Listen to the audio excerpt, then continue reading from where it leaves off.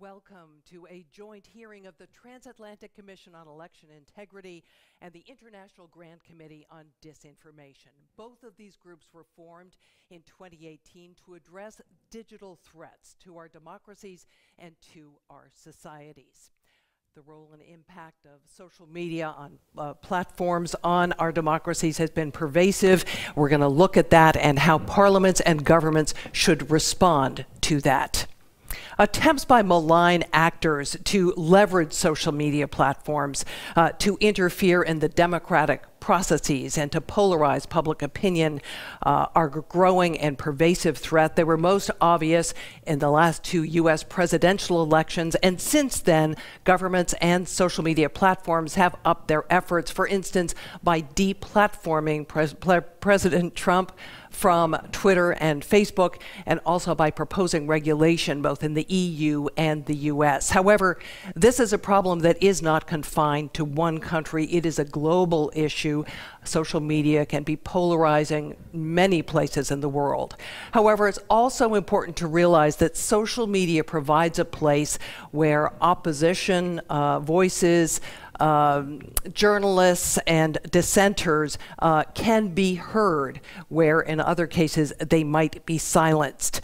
So it's important to realize that any regulation undertaken by the West could have an impact in those places as well. And that's what we're going to be looking at in panel one today. We're going to focus on the impact of social media outside the transatlantic hemisphere. And in our second panel today, we are going to look at concrete proposals both to regulate and to provide oversight of social media platforms.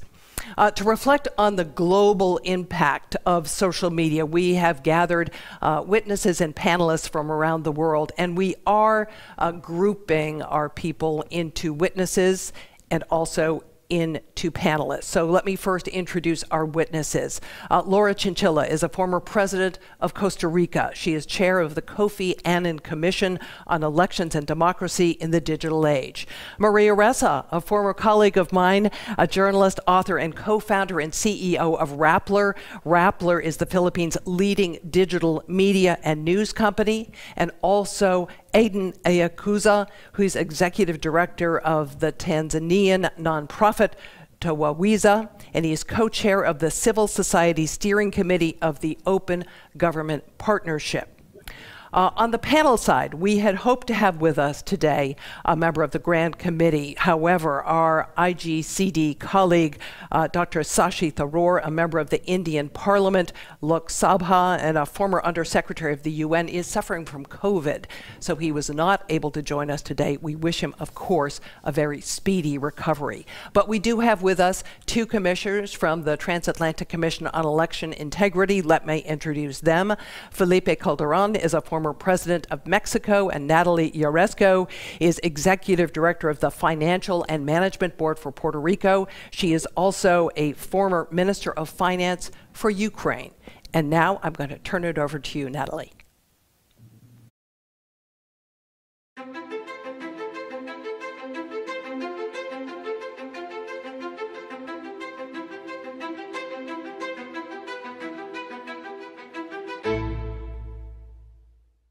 On the impact of platform regulation made in the West. Our witnesses will start with an introductory statement of 5 minutes each,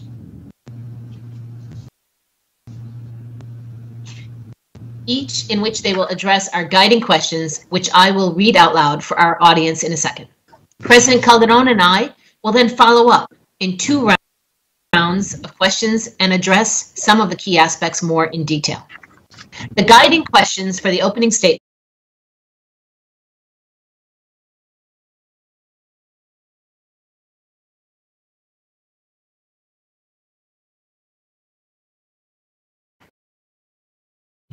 in your opinion, does the narrative of the, quote, liberating power of social media, unquote, for example, as witnessed during the Arab Spring in 2011, still exist? Does it nowadays constitute a real counter-narrative to the ongoing debate in the West on platform regulation? Or do all democratic countries in the world face similar challenges when it comes to the impact of social platforms? So I'm going to turn to our panelists. If I could ask President Chinchilla to make her opening statement. Thank you. Well, thank you very much. Thank you for inviting me. It is a pleasure for me to be this part of this panel.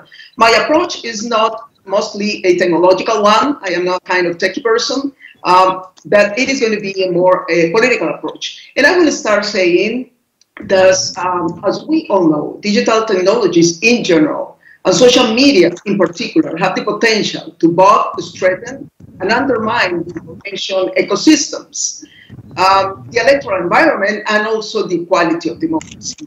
On the positive side, technologies play a vital role in providing free access to government data and information, introducing new voices to the public debate, and fostering transparency and scrutiny of administrative acts. In that sense, the liberating power of social media is not only a narrative. Every day, many countries, including those of the Global South, we find many examples of broadening grassroots engagement and empowering people towards collective action thanks to digital technologies and social media. However, at the same time, we see how those tools pose difficult challenges and risks to democracy. In recent years, foreign governments have used social media and internet to interfere in elections around the globe. Disinformation has been weaponized to discredit democracy institutions and sow societal distrust. Social media has been a useful tool for extremist groups to send messages of hate and to incite violence. And electoral integrity has been at risk from attacks on the electoral process. Although these are global challenges, their effects are particularly worrying for democracies in the Global South. The threat potential of ICT and social media are more severe in weak institutional contexts where state regulatory capacity and technological expertise may be limited, and with low levels of digital literacy.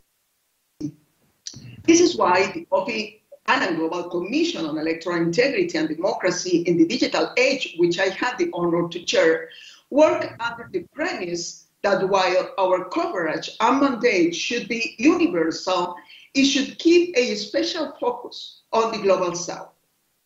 We at the Commission agree that democracies vary in their vulnerability to disinformation or hate speech based on some pre-existing conditions like social polarization, distrust in government and electoral institutions, and high partisan traditional making. Those are conditions most commonly found in young and transitional democracies in the Global South, and those ranking highly vulnerable to online disinformation and speech. Under those conditions, elections in these countries easily become focal points for violence and destabilization, and social media are weaponized to intensify that polarization and weaken norms of mutual trust, which are very necessary for elections integrity. This is something we have observed in the past elections, and it's a trend that we will not only continue facing, but it's likely to escalate considering the deterioration of social and political conditions resulting from the COVID-19 pandemic. I don't want to mean that those risky scenarios are exclusive of the Global South. We also find examples in the most mature democracies, being probably the United States of America, the most notable and recent example. However, the consequences in young and transitional democracies can be worse and long-lasting. Now, if countries with high polarization and distrust are more vulnerable to the malicious use of social media, the technological platforms must be sensible and responsible for the harmful effects of their products in this kind of context. Let me bring examples of Myanmar, Sri Lanka, and Kenya, all of them extremely vulnerable nations to disinformation, propaganda, and hate speech. In these countries, the platforms rush their products without considering the context and how they will be used. Once the platforms realized the deadly consequences of their products, they were too slow in remedying the problem.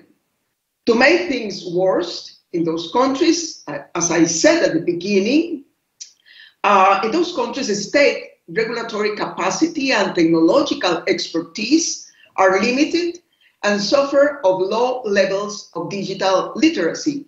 But those are issues that I will talk about later. Thank you. Thank you, President Chinchilla.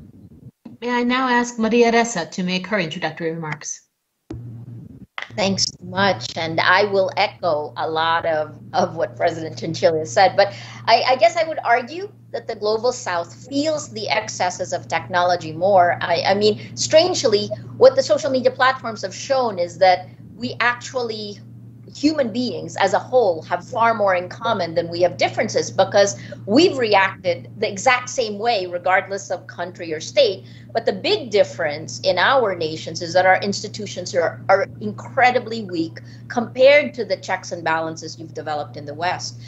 In 2016, the news organization I helped create, Rappler, and I wrote in these investigative pieces that show how the first casualty in our nation's battle for truth is the number of people killed in this brutal drug war that we're living through. Well, that violence was facilitated, fueled by American social media companies. It's ironic.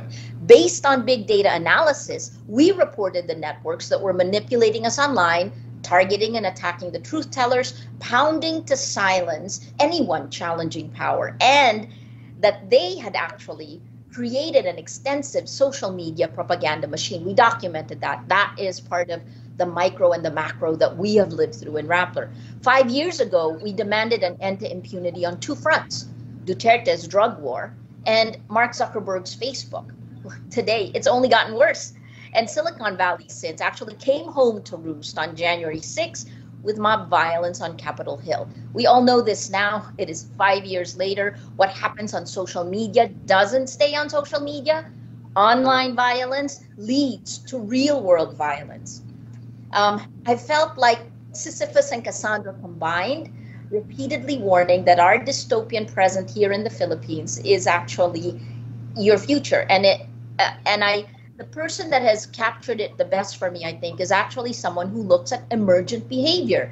American biologist E.O. Wilson, he said it best. He said, we're facing Paleolithic emotions, medieval institutions, and godlike technology. Social media, with its highly profitable micro-targeting, has become a behavior modification system. And I slowed that down. We are Pavlov's dogs, experimented on in real time, and the consequences are disastrous. Facebook is the world's largest distributor of news, and yet studies have shown, many studies, have shown that lies laced with anger and hate spread faster and further than boring facts. The social media platforms that deliver the facts to you are actually biased against facts, and they're biased against journalists. They are by design dividing us and radicalizing us, right? Society isn't as polarized as they make it. This is not a free speech issue. It is not the fault of the users. These platforms are not merely mirroring humanity. They're making all of us our worst selves, creating emergent behavior that feeds on violence, fear, uncertainty, and enabling the rise of fascism. So think of it like this. Without facts, you can't have truth. Without truth, you can't have trust. Without trust, we have no shared reality, and it becomes impossible to deal with the world's huge problems, our existential problems, climate, coronavirus, the atom bomb that exploded in our information ecosystem. When journalists, we lost our gatekeeping powers to tech companies, but tech abdicated responsibility for the public sphere and can't even fathom that the information has to have integrity, right? Women, people of color, the LGBTQ, those already marginalized became even more vulnerable. And this was in a UNESCO report that was just released The Chilling, it's called The Chilling. The lead author, ICFJ's Julie Passetti, was the person who many years ago convinced me to speak up when these attacks began. Because that's really the journalist's only defense, to shine the light. Here's the truth, the cost of speaking truth to power. In less than 2 years, the Philippine government filed 10 arrest warrants against me. In order to stay free and to keep working, I've had to post bail 10 times. I've been convicted for a crime that didn't exist when the story we published 8 years ago. So essentially, retroactive application of a law, a story I didn't write, edit, or supervise. Now I'm prevented from traveling, but I'm fighting for my basic rights. 2 years ago on Christmas Eve, my lawyer, Amal Clooney, sent me this email, and I opened it, and she basically said that she was trying to quantify how many years in jail do I really face. And it turns out that by her count at that point, it was more than 100 years in prison. So I live in this upside down world, and the advice I can give you to deal with this right now is don't open an email from Amal Clooney on Christmas Eve. I have to laugh, right? Because I know what I do today is going to determine whether I go to jail in the future and whether our democracy in the Philippines survives. I'll leave you one last point. As we face this coronavirus out there, there's this equally dangerous and insidious virus of lies that is in our information ecosystem. It is seeded by power, wanting to stay in power, spread by algorithms that are motivated by profit. It's a business model Shoshana Zuboff calls surveillance capitalism. The reward is our attention, and this is all linked to the fight for geopolitical power. On April 29th, the EU slammed Russia and China for their intensified vaccine disinformation campaigns. And last September, Facebook, so this was September 2020, Facebook took down information operations from China that were campaigning prematurely for the daughter of Duterte for president here. Our presidential elections are May next year. It was creating fake accounts for US elections, and it was attacking me, right? I'm really short. I'm one citizen, one journalist, and I don't have an army. So this is what we face. And I think the first step that needs to happen is these guardrails have to be put on the American social media platforms that have made all of us so much more vulnerable. Thank you, Maria. I don't think we'll ever forget the phrase, virus of lies. And now may I ask Aidan Eyakuze, please. Good afternoon from Dar es Salaam in Tanzania, and it is a real pleasure to be a part of this amazing panel. It's an honor to be with the president and with Maria, who claims she's short, but in my eyes, she's a giant amongst people. Thank you.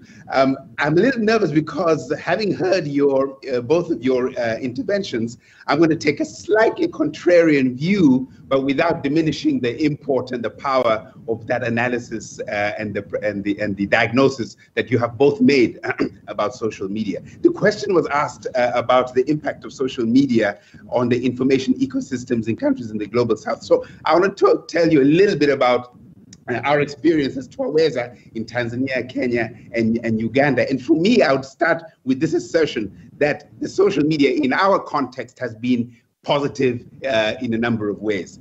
It came into its own. It's often discussed in terms of huge changes like the Arab Spring and its ability to mobilize and organize young people to fight for their rights. We are actually finding similar echoes in East Africa, a space for coalescing public opinion and therefore applying pressure on our governments and in defense of fundamental freedoms such as the freedom of expression. I like the phrase that you use, that social media is a behavior modification system. We are hoping to use that behavior modification to modify the behavior of our governments. So let me give you a couple of examples of that behavior modification as driven by citizens. So a few weeks ago, literally 2 weeks ago, in Tanzania, a musician called Nay wa Mitego released a song whose lyrics were essentially an open letter to our new president, Madam Samia Suluhu Hassan. Ney, in particular, was asking her to acknowledge the wrongs done by the previous administration, a predecessor, with respect to human rights. But as he released this song, new regulations from the National Arts Council had just come into force, and they required the council to approve all new songs before they're released into the public domain. So they banned Ney wa Mitego's song. It's called Mama, for contravening public morals. There was a public outcry driven almost entirely on social media, including a dialogue on Twitter Spaces, which included officials from the relevant ministry.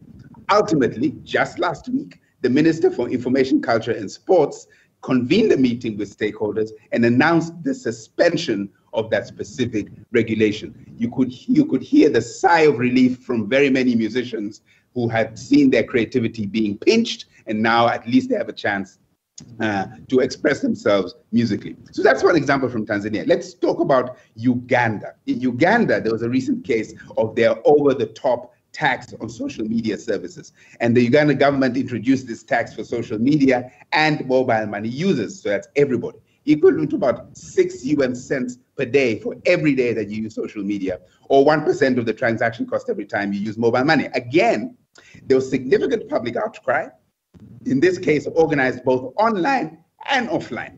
And ultimately, the tax rate on mobile money was reduced. So back in Tanzania, again, ahead of last year's general elections, a human rights lawyer launched a case in the High Court to challenge the constitutionality of the ruling party members who also serve as district commissioners, serving as returning officers on behalf of the Electoral Commission. Talk about the referee and the player being on the same team. So the government, however, was arguing that these officers had not been appointed as district commissioners because of their party affiliations, and that they were able to separate themselves from their party roles while fulfilling this critical national and non-partisan function. The constitutional challenge was again supported by a robust social media campaign. It released photographs of these party members wearing party colors and celebrating the party, and yet wanting to become the returning officers. The campaign, the social media campaign, helped to swing public opinion and contributed to a favorable High Court ruling supporting the challenge. Unfortunately, ultimately, the Court of Appeal overturned this High Court ruling, and the lawyer, the human rights lawyer, was actually disbarred from practicing again. But here, the power of social media mobilizing had reared its powerful head. And so the government found a way to clamp down on the effect of what the campaign had done. So I completely understand the very deep fundamental concerns that both Maria has raised and President Chinchilla have raised on the issue of the power of the social media to modify our behavior as citizens. We think, and we've tried and used social media to try and modify a little bit the behavior of government. But I'll end here with a quote from our 96-year-old former president and a man I like to think is the grandfather of the nation, President Ali Hassan Mwinyi, who, when he became president in 1985, the country was in dire economic straits. He opened it up to private enterprise and foreign investment and was vilified quite vociferously for it. But in his calm demeanor, he said, he's quoted, he said to have said the following, that, when you open a window to let in the fresh air, you have to accept the fact that flies and mosquitoes will enter into the room itself. So our challenge, I think, is to not over-regulate the platforms to the point where it actually kills self-expression. We have to find a way to understand and regulate the content, the water that flows through the plumbing, in a way that allows and promotes and enhances our individual freedoms of choice, of association, and of public discourse. Thank you very much. Thank you, Aidan. And thank you all for those very valuable insights, which are especially interesting within the context of this year's Democracy Perception Index, a global survey on the state of democracy that was run by the Alliance of Democracies Foundation and Latana ahead of each Copenhagen Democracy Summit. The new DPI 2021 that we discussed yesterday finds that in less free countries, 55% of respondents believe that social media has a net positive impact on democracy, versus 21% feeling that way in free countries. In free countries, that's a 15% decrease from last year, as opposed to only a 2% decrease in less free countries. And with that in mind, let's now turn to the interactive part of this first session, in which we'll try to provide some brief observations on the issue and ask our witnesses a few targeted questions aiming for a more conversational discussion on the global impact of social media platforms, including some concrete cases in the Global South. So let me first turn to Mr. Eyakuze. In Uganda, that you discussed, Facebook suspended pro-government accounts just before the election, prompting the government to shut down social media and then the internet. From your personal observation and analysis, to what degree does context matter in social media platforms' decisions? And in this light, how could a tightening of rules in the West lead to platform decisions that then lead more towards state-sanctioned positions? Meaning, would an increase of liabilities for platforms come automatically with a higher level of content takedowns by these platforms? What effects would this have, for example, on the fragile democracies in Africa? Thank you. That's that's a tough question. Where does the liability lie for content or information that is anti-democratic, repressive? Does it lie with the provider of the platform, or does it lie with the author of that content? And I think here the complication is that we are expecting the provider of the platform, of the plumbing, as it were, the plumber, to be responsible for the quality of the water that flows through the plumbing system. And for me, I think that is a significant challenge. I am by no means pro big tech platforms, but I just fear that that if they are going to be punished for providing the infrastructure for our conversations as people in nations, they are likely to reduce, remove, somehow suppress those very pieces of equipment that we need to carry on a public discourse.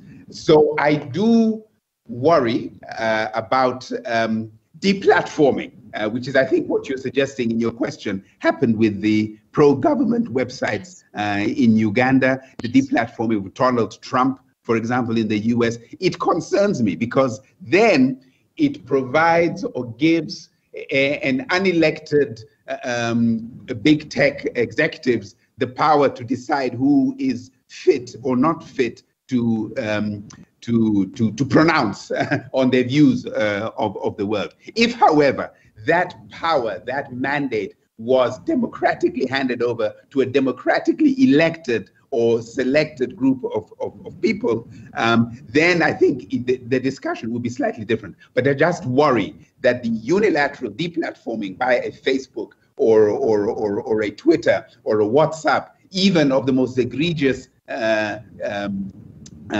expression by repressive governments, I think for me sets a very dangerous precedent, because all of us then can fall into this net of not being fit, able, allowed, free to express ourselves to the world. I think the solution, and I have no mechanics for achieving this, must be somehow democratically provided, must be transparent, and must include the participation of a broad range of stakeholders in this discourse.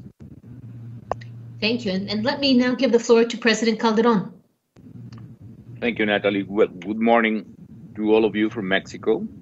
It has been quite exciting discussion so far, but I want to address a question to my good friend Laura Chinchilla, my colleague, former president of Costa Rica. And congratulations, Laura, Madam President, for your responsibility chairing the Kofi Annan Commission. And let me talk about something very regional and even happening today in my country, Mexico. And Laura knows Mexico very well.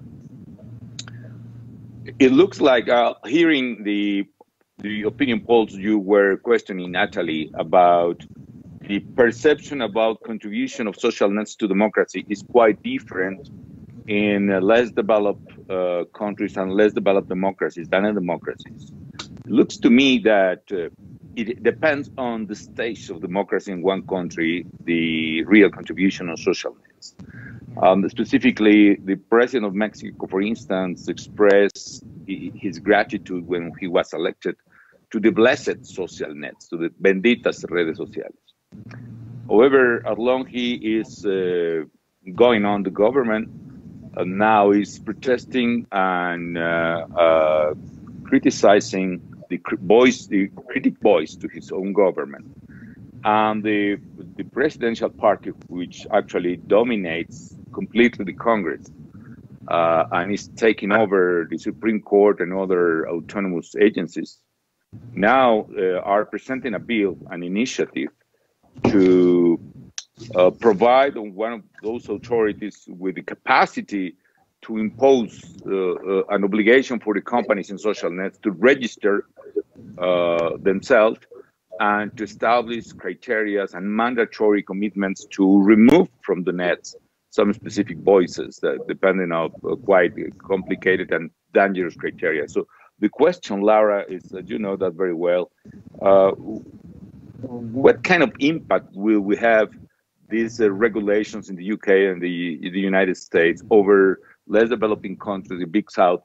On what can we do in order to avoid such kind of authoritarian practices? Because on the other hand, the government itself is trying to take over the authority, telecom authority, which will be on charge to be the authority in the social net. So, and where in your opinion, and it could be a question for all of you, where is the equilibrium between either regulating or either just removing any kind of barriers when we can find the facts that can take us to the truth, as Maria was saying, and in which way we can provide to the users of social nets information to understand what exactly is the truth and what exactly is lies. And there is an amazing armies of boots coming from the government and some coming from the opposition, but basically, as Maria said as well, it's a polarizing platform by design, and that's quite curious. So Laura, what's your opinion about what is happening in Mexico, which I try to describe with the new initiative I described, and where, in your opinion, and maybe for all of you, where is the middle point? Is there any middle point between regulations and freedom in social nets or not? Okay. Well, I think that Maria and Martin already give some interesting insights about this very complex issue about how to regulate social media. But let me put your question in a broader kind of context, if you allow me also to take 4 minutes to respond. I think that when talking about regulations, we first have to agree on at least 2 kind of premises. Number one, that we need to harmonize the protection of basic freedoms, particularly freedom of expression, media rights, and privacy of communications with measures to diminish the negative of social media. And number 2, since digital technologies play such an important role in people's lives and involves very fundamental rights, any relevant regulation must be the result of an open consultation process with a wide range of stakeholders, including the private sector, users of technology services, civil society organizations, national authorities, of course, the academia, the technical community, and international organizations too. In Western democracies, we found different models concerning the way to regulate social media. One is the self-regulatory model, most prominent in the United States, which leaves all discretion to limit the harmful effects of social media at the hands of private companies. In my opinion, this model entails significant risks since it empowers companies to be the arbiters of truth. And we should be cautious about giving that kind of power over speech to profit-maximizing companies. And Maria already said something about this. This self-regulatory model has other kind of limitations As we highlighted in the Commission's report, for example, they do not enforce rules consistently, and moderators based in Silicon Valley do not necessarily have the deep cultural, political, or religious knowledge necessary to review content being shared on the other side of the globe. And there is little transparency or accountability for how technical and policy decisions are implemented. The other model is the regulatory approach developed in the European Union. Although the European Union has also promoted voluntary arrangements with the platforms, it recognized that it was not enough to control illegal content online. Then it has proposed some regional norms like the Digital Services Act, but also you have some governments like Germany adopting their own kind of regulations. In Germany, we have the NetzDG, which has been criticized by different organizations. So in the case of the Global South, and I am about to finish, sorry for taking much time. In the case of the Global South, I have three basic concerns. First, the most common situation is a regulatory vacuum. That means no regulations at all, which means that those countries are in the hands of the platform self-regulation mechanisms. I have been the chief of several electoral observation missions in Latin America, and whenever we found risky uses of social media, we had to look for the platform's officers instead of resolving the situation through the local electoral authorities. The second is the kind of de facto kind of measures, like removing access to social media and online forums, or simply internet shutdowns. That is very common in Africa and also in Asia. And the Mexico case, I think, is part of these kind of responses.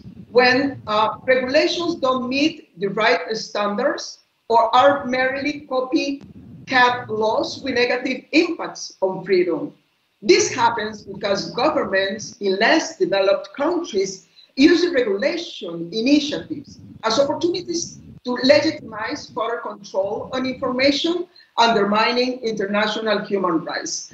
To conclude, I believe that the best way to move forward is to promote a multilateral effort to increase global cooperation in digital regulation according to international law on human rights. Thank you very much, President Chinchilla. If I could now turn to Maria Ressa. Ms. Ressa, we talked a lot about it on the sidelines, but in the United States, President Trump's deplatforming put social media regulation on the agenda like never before. And even though the social media itself was being used to weaponize, it was being used to weaponize unregulated social media, it at the same time helped to misinform that same public that supported President Trump. Similarly, you've been the target of online hate catalyzed by President Duterte in the Philippines. Yet Duterte's government has charged you over and again, as you mentioned earlier, with cyber libel or spreading lies about the government.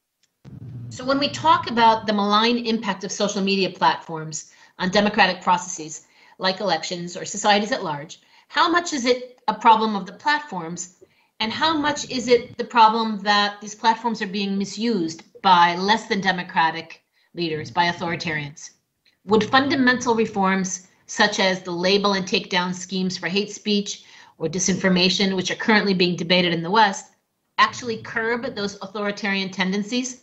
Or rather, would they provide authoritarians with another weapon to further silence democratic discourse, as President Chinchilla said, by shutting down the internet, by limiting access to different social media? How are you, as a professional journalist and publisher of news content in the Philippines, concretely confronted and challenged by this disinformation on a daily basis? Thank you for the question. I mean, first of all, think about it this way. The social media platforms operate in a thinking fast environment, right? The two systems of thinking fast, thinking slow. It appeals to your emotion. It's part of the reason that the lies spread faster, right? It's part of the reason, and studies have shown this now. I think, you know, there's a Science magazine study from 2018. It actually shows that lies, that conspiracy theories, hate speech, these things spread much faster than facts. So I said, so that the first thing is that it is by design appealing to a thinking fast, instinctive, emotional. The process we're going through right now, thinking, the process of journalism, that's a thinking slow problem. Labels are a thinking slow process. So we're trying to use a thinking slow solution for a thinking fast problem. The first step is stop manipulating the user insidiously, right? I mean, it comes down to, and I'm very upfront in this. I'm part of the real Facebook Oversight Board, along with Shoshana Zuboff and Carol Cadwallader, who broke the Cambridge Analytica story. A lot of fantastic, smart people, smarter than I am. And what we continue to point out is that if you're only looking at content, that is a whack-a-mole game, because it isn't the content you need to actually look at. It is the design of the tools that target you, the design of the micro-targeting that takes every single post you take and over time builds a model, uses machine learning to build a model of each of us on the platform, and then artificial intelligence comes in and takes all of those models and serves our most vulnerable moment to a message, to a company, that's the new advertising, or to a country, the new propaganda.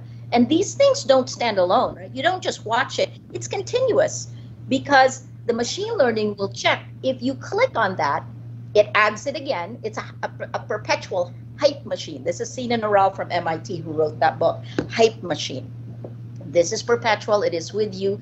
It documents who you are, can know you better than you know yourself. So I think the last thing I'll say is that I love that Aidan is optimistic. And I was optimistic. Rappler was built on Facebook.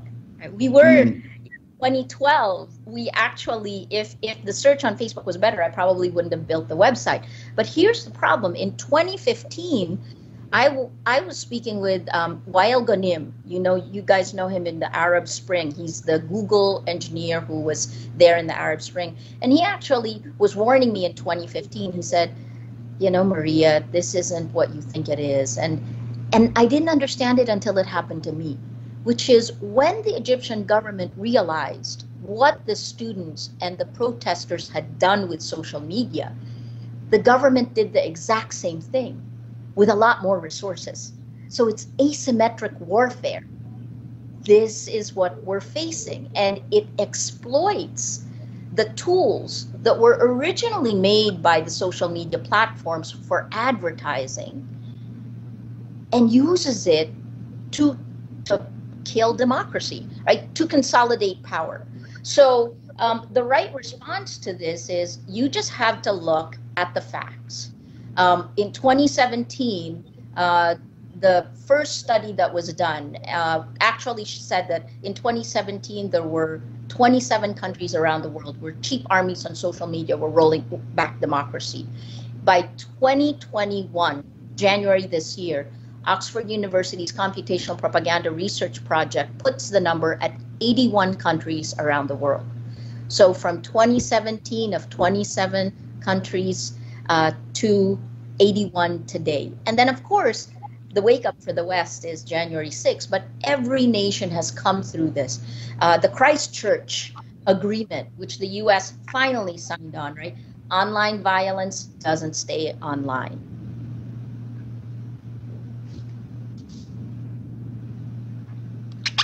Thank you. President Calderón, would you like to provide another question?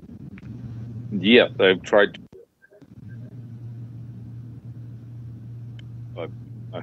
Muddling with my microphone, but anyway, so quite interesting what is happening. Well, quick question for Maria first, which is, and what is happening with your own case, and in which way we can help to your personal criminal case, which is horrible, if I can say, on questions and what to do under such authoritarian regimes, all of you. So the point is exactly what you were saying. This is an asymmetrical field, no? It's supposed that the more freedom you have in social nets, the more capability the people we have to remove authoritarian regime. But in such a symmetrical field, the government is able to create a real army of boots to design strategies, to demolish rivals, to polarize until a point in which people in the street could attack an opposition leader, and it came, virtual violence comes like a real violence in the street. So what can we do? There's a big question. And finally, a punctual question, which is a lot of those platforms, for instance, Twitter, which I use the most, it is able, at least, I don't know how common is that, but it's able to have like an anonymous account. So anyone can lie about having an account and expressing horrible things. We used to say it's a civilian right to have an account, but to be honest, that is not a civilian people. It's a fake people, no? So is there any chance to, or any convenient point to obligate to be nominative accounts in all those platforms, or not? So a lot of questions for all of you, three of you.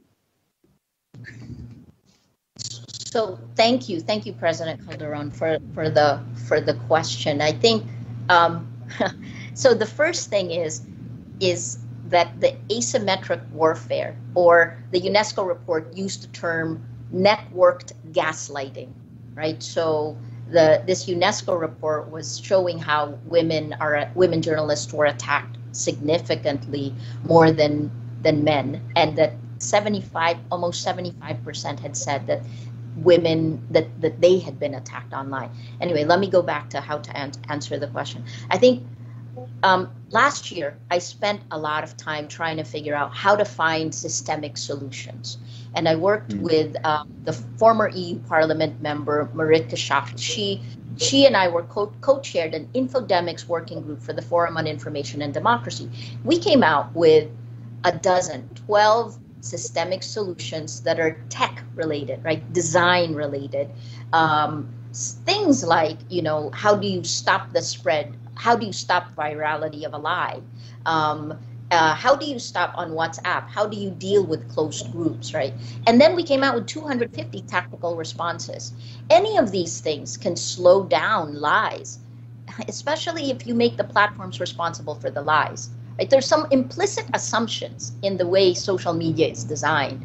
One is that scale and speed is the best thing for everyone around the world, right? That each of these platforms should be huge, right? Which news organization ever gets that huge? There's a reason why you can't. It's because you are accountable for the facts. If you say a lie is a fact, you can get sued, right? So my first appeal is, please stop the impunity, right? Stop the impunity of states that are trying to manipulate us. Stop the impunity of the platforms that are making significant amounts of money at this. If you look at it, the net profit alone of one of the social media platforms is $21 billion last year. So first is the guardrails on tech. Then secondly, then you can have the universal international organizations. I think they're all of this, the UN itself, the Copenhagen Democracy Summit. We have to reimagine what power means in an environment where we can't agree on the facts and fix that. Hello, President Calderón. Yeah, go ahead. Yeah, Aidan here. I want to build a little bit on Maria, because I'm learning so much about the liability that she, as a wise person, is placing on the platform, and I've got to internalize that thinking myself. But the other thing, and this could be really pie in the sky, is to try and think about the value proposition or the business model that these platforms have. Essentially, they serve us and our data streams to the highest bidder, right?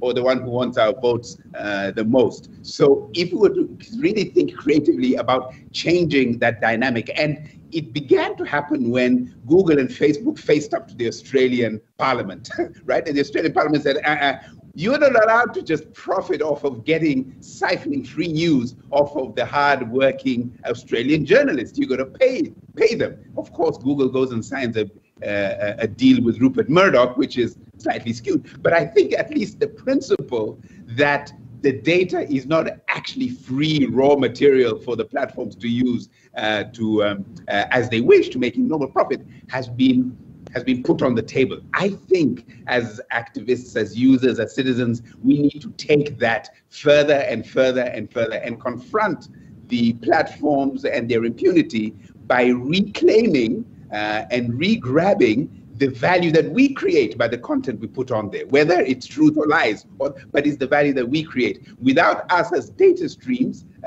to be used by the platforms actually don't have very much by way of raw material to process. So I think that's one important thing. I wanted to just ask Maria a question on this one. Whether, you said the weaponization of platforms and misinformation. Is there any way you can think of how can we work together to move from weaponization and militarization, in a sense, much more to pacification of the platforms in a way that then promotes us coming together rather than being pulled apart by the polarization that misinformation does? Natalie, you want me to answer? Please do. So thank you. I haven't given up. Rappler is a Facebook partner. We are one of 2 Filipino fact-checking partners. Like I said, we were born on social media. The growth of Rappler at the beginning was fueled by social media. But because, you drink of the poison, you're poisoned first. That's part of the reason we were able to sound the alarm in 2016. So I feel like if we can moderate the greed, and I'm using very sharp words, right? Because it's been 5 years. We sounded the alarm in 2016. But if the social media platforms used enlightened self-interest and actually just cut back a little bit of the profits that they have, then we can tap the power of social media, because Rappler has a mood meter. That the emotion that spreads fastest is anger, but the emotion that spreads second fastest is inspiration. I would take that, right? Before 2016, the emotion that ruled the year, because we would always do the year in moods at the end of every year, it was happy, right? Our society is happy. After 2016, it is overwhelmingly angry because we are being manipulated that way. So that's what, and I think the easy solution, I put in, we have lots of technical things we can talk about, but the easy solution is take the laws that we have in the real world and execute them in the virtual world. Why are they disconnected, right? Thank you. One last question while we have some more time for each of you, and I'll start with President Chinchilla.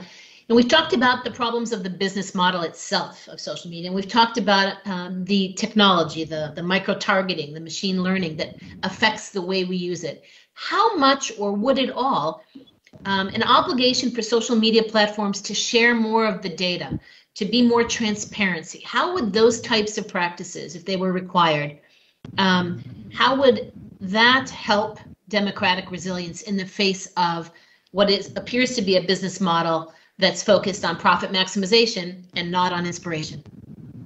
Well, that is very important. I already said that one of the problems that we found is the lack of transparency. In fact, we found some limitations to prepare our report. It is true that they, many of them met with us. They provide us valuable information. But when you, for example, want to explore the most important piece of information, which has to do with algorithms, that is almost impossible. I think that we just had a very interesting example with this special tribunal that Facebook created to check some of the situations, some of the decisions they are taking. And with those members of this special Facebook tribunal said is, well, look, we do not have any specific mandate about having, they don't have any kind of initiative. They don't have a kind of proactive kind of mandate. What they do is just to respond to some of the questions that Facebook brings to their table. Number one. And number two, they deal with just very evident facts. They don't go beyond that. So basically what they said in this occasion concerning the platforming of Donald Trump, what they basically said is, based on the information we have, what you have to do is to set homogeneous kind of norms that can be applied to everybody. So you don't, you have to avoid, big, large margins of discretion. So that's basically what they say. So, and I think that's what we are discussing here. I want just finishing saying that, of course, this is important. We have to rely more on global cooperation, international organizations, and also building social coalitions to, to have a stronger positions concerning the regulation of the social media platforms. Aidan, Maria, do you want to comment on this transparency requirement and whether or not that would be helpful to strengthen our democracies? Absolutely. It would be incredibly helpful. Like, there's three things, and this is part of where the legislation or lawmakers are looking, right? I mean, we're looking at the EU because they have the Democracy Action Plan and the Digital Services Act and the Market Services Act. There's a draft of those laws. The UK has the Online Harms Bill. The US is looking at Section 230. But the three biggest problems is competition, safety, and privacy, right? If the platforms are more transparent, for example, about the networks that are recidivist in continuing to spread disinformation. So disinformation networks that keep going. This is how we find them in our information ecosystem. I think about them like terrorist networks. This is what I used to do at CNN. But if they're recidivist, and you can actually map this, right? If that was far more transparent, then we can see which networks are actually trying to manipulate us. Information is power. I don't think there's any other time that has proven that than now. But unfortunately, the power is being held by American social media platforms. So some of that could help. The other part is just, how do you open it up so that this very, very powerful technology can be used by others who may not have scale, right? And there are lots of books that have been written about this now. I think the most exciting part about this time period is that, like with the coronavirus, it's a precipice for us. It's a turning point. And where the technology goes, it will take democracy. I want to, I completely agree on the transparency piece, and maybe I could, if you will allow, plug a little bit the organization with which I work, the Open Government Partnership, which has really thought and continues to think deeply about the governance of the digital space. And one of the things that were thought about just a couple of weeks ago was about how to embed openness, transparency, and participation in online political advertising regulation. And some of those ideas include things like ensuring transparency is a part of the legislative framework for both political actors' spending and online platforms' ad services.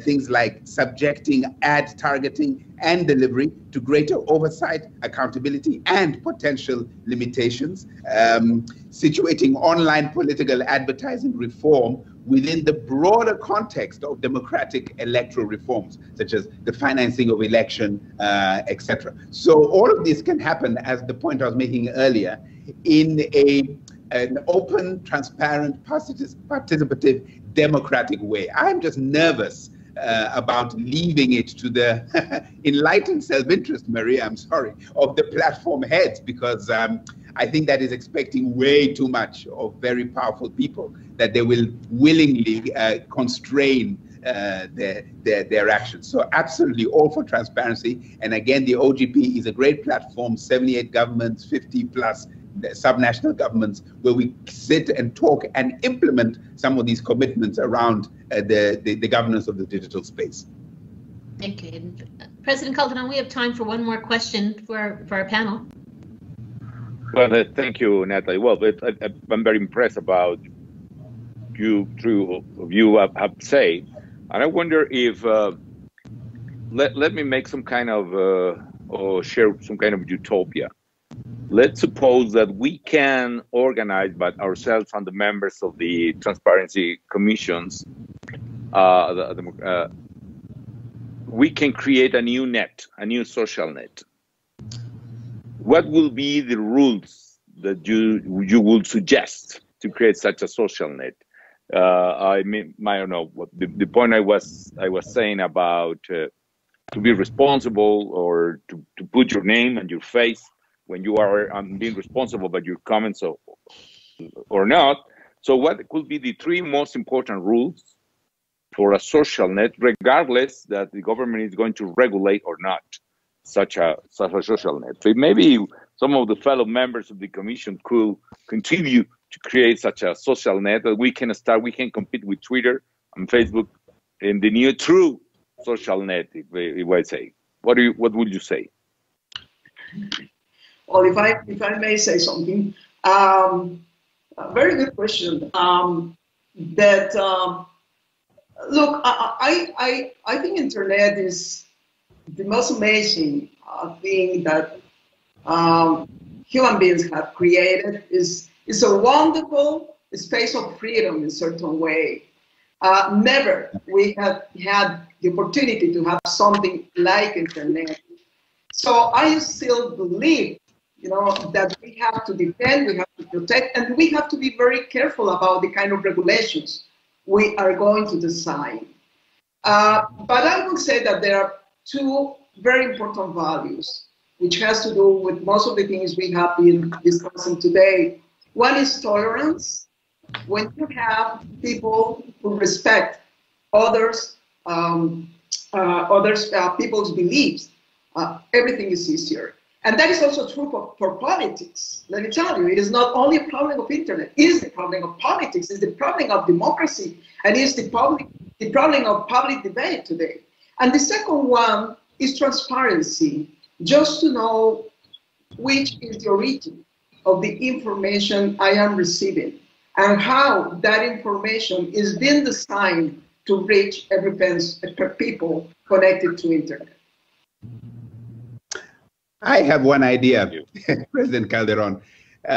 Just as in the past, humanity outlawed slavery, it is against the law to sell yourself even into slavery, to pass title of your humanity to another human being. I would suggest we think about outlawing the passing of title of our data and information and perpetual data stream to anybody else. We will always own it, and we can rent it to platforms and other users, rent it, but we will never, we should outlaw the possibility of passing title over our data and our creativity online to another entity or another person. So data should be as sacrosanct a right for human beings as their own humanity, their own dignity as people.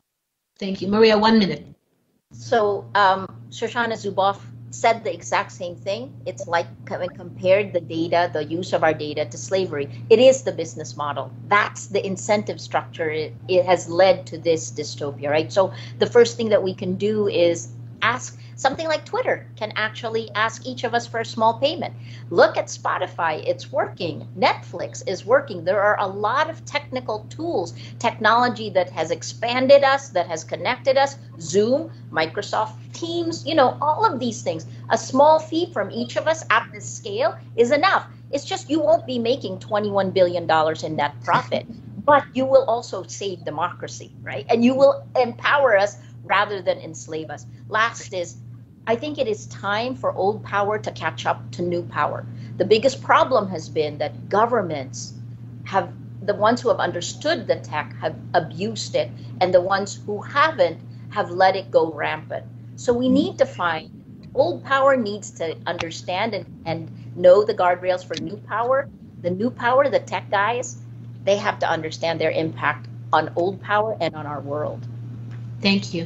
I want to thank President Calderón for joining me today and thank all three of our panelists. I think if I was going to summarize, I'm going to paraphrase Maria. Whereby goes technology, thereby goes democracy. And with that, over to you, Jean.